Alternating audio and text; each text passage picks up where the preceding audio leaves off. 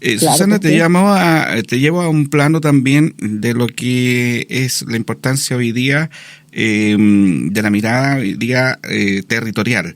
Y nosotros somos una comuna que estamos distante de lo que es la cabecera regional, ¿no es cierto?, en todos Sí. los aspectos del funcionamiento político y distribución de los recursos.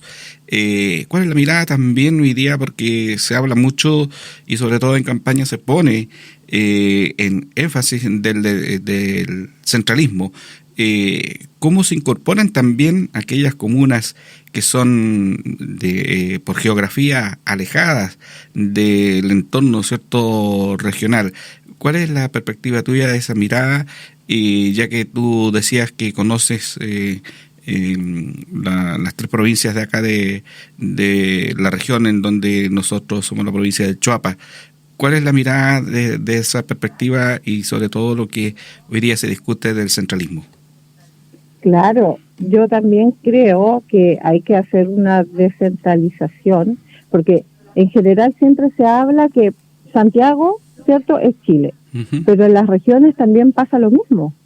Como las regiones son más grandes, acá, o sea, las ciudades de La Serena, por ejemplo, y Coquimbo, son más grandes, yo creo que todas las localidades, las ciudades son importantes, con características particulares.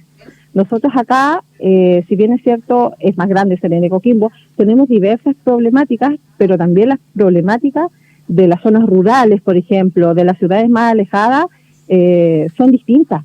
Por lo tanto, hay que ver cada ciudad con sus problemáticas para poder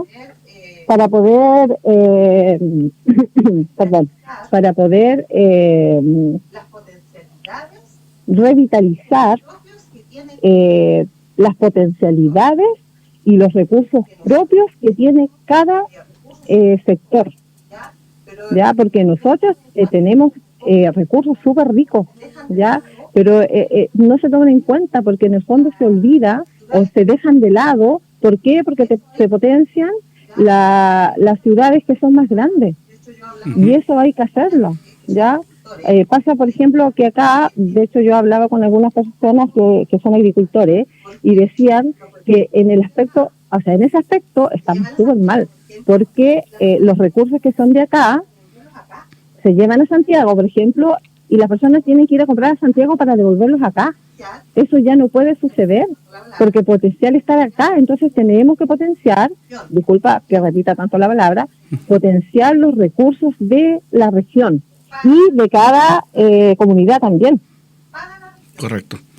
Para la región, además. Exactamente, ese es Para la un tema, región. claro, que ahí es donde es notorio, ¿no es cierto?, cuando hablamos en lo que es la distribución de los recursos de la región donde se producen, ¿no es cierto?, cuando hay elementos económicos que están asociados a una comuna y como hoy día se está discutiendo como por ejemplo el royalty minero, en donde se puede ir a una mirada ya de distribución de los lugares en donde están estos y no centralizarlos y después que vaya cayendo de gotera. Esa es la percepción de muchas personas en ese punto. Claro que sí, pues. Susana, En ese aspecto, disculpa, claro. acá hay mucha minería, pero ¿y dónde se van esos recursos? ¿Dónde están esos recursos para la región? Uh-huh, claro. Esa es una interrogante y que hay que resolver. Exactamente, que hoy día está en discusión y cómo se puede eso Claro, proyectar en el futuro para que pueda haber equidad, ¿no es cierto?, en lo que es la distribución de los recursos. pero por supuesto. Susana, en otro aspecto, ya nos está quedando un poquito de la entrevista, pero me parece relevante hoy día porque me imagino que al recorrer y al tener la conversación de lo que has ido recogiendo, me imagino que también sale el tema de la seguridad. Hoy día esto está latente, es un tema que es de debate de todos los días. ¿Cuál es la mirada también que la gente a lo mejor también se retrae en eso, en que encuentran que hay mucha inseguridad en las personas, ¿no es cierto? La delincuencia ha tenido un crecimiento en este último tiempo y eso lo hemos notado en lo que vemos y leemos dentro de lo que es la prensa nacional en ese ámbito. ¿Cuál es la mirada también tuya en llevarle esa tranquilidad a la gente de la perspectiva de propuestas? Claro, mira, yo creo que en el aspecto de seguridad es un tema súper relevante, súper importante, porque las personas vivimos con miedo y eso es muy terrible para nuestra salud mental. Ya, yo pienso que en el fondo se está atacando o viendo solo la figura y no se está atacando el fondo, ya, porque de todas maneras van a seguir saliendo delincuentes. Por lo tanto, yo siento que hay que preparar a las policías, no solamente con las nuevas legislaciones que tienen que ver con la defensa con armas, por ejemplo. Tiene que haber una preparación también educacional para las policías. Tú sabes que ellos salen teniendo muy poca formación, salen a las calles. Por lo tanto, se tiene que ampliar esta formación, preparar, por ejemplo, para la utilización de las armas, profesionalizarlos, y además también yo siento que tiene que haber un acompañamiento psicológico desde el principio, desde que ellos entran, y continúa. No solamente cuando pasa alguna situación específica, sino que siempre. Tiene que haber, porque ellos tienen que estar emocional y psicológicamente preparados para enfrentar lo que sucede el día a día en la delincuencia.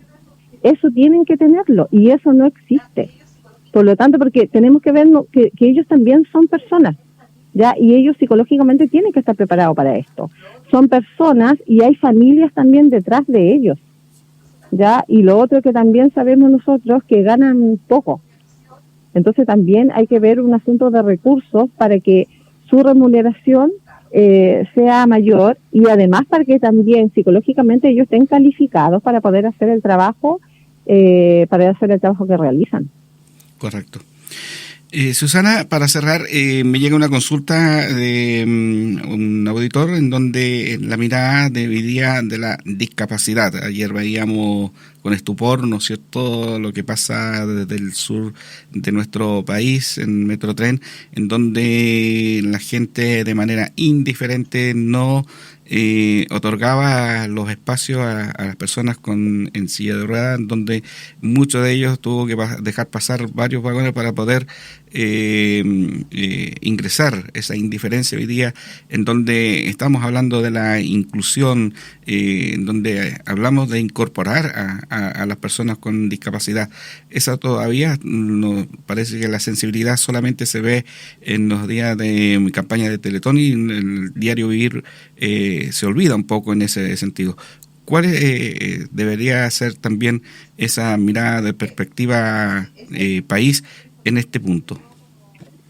Sabes que sí, ese es un tema súper importante. De hecho, yo como educadora de párvulos también lo veo en los jardines y las salas cunas, porque está la inclusión, pero también la inclusión es como un asunto de figura y no completamente en el fondo, porque nosotros tenemos que estar equipados y además estar capacitados para poder darle la atención que ellos se merecen, porque tenemos que tener respeto por las personas. Yo creo que es súper importante que la Constitución quede garantizado que el Estado tiene que hacerse cargo de un acceso universal para todos los ciudadanos y las ciudadanas, y legislar sobre ello también. Que, por ejemplo, este acceso no tenga que ver solamente con que las personas que tengan dificultad de movilidad, por ejemplo, que anden en silla de ruedas o que usen bastón, tengan un acceso que les facilite la vida, porque en el fondo muchas veces esta discapacidad la producimos nosotros, porque ellos no tienen el acceso, por ejemplo, a los lugares, porque las sillas de ruedas no entran a los lugares, no pueden entrar en sillas de ruedas, hay unas escaleras infinitas. Entonces si hubiese esta accesibilidad, ellos no tendrían esa discapacidad, por ejemplo. También en los servicios públicos, en restaurantes, en todo, se incluya, por ejemplo, algo tan simple como la letra braille. ¿Cachai? Que ellos puedan leer, ¿cachai? Las personas no videntes, que puedan leer qué hacer y no estar dependiendo de otra persona para que les vaya informando o leyendo, por ejemplo, no sé, las documentaciones, los formatos, etcétera.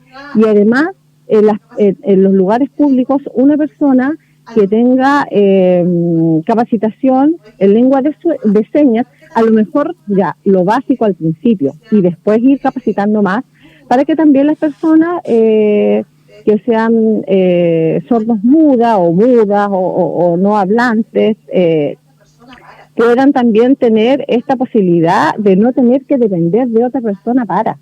Es súper importante que el Estado garantice el acceso universal en todo ámbito a los ciudadanos y además incluir también esto en los programas de estudio. Y tiene que ser gubernamental y privado también.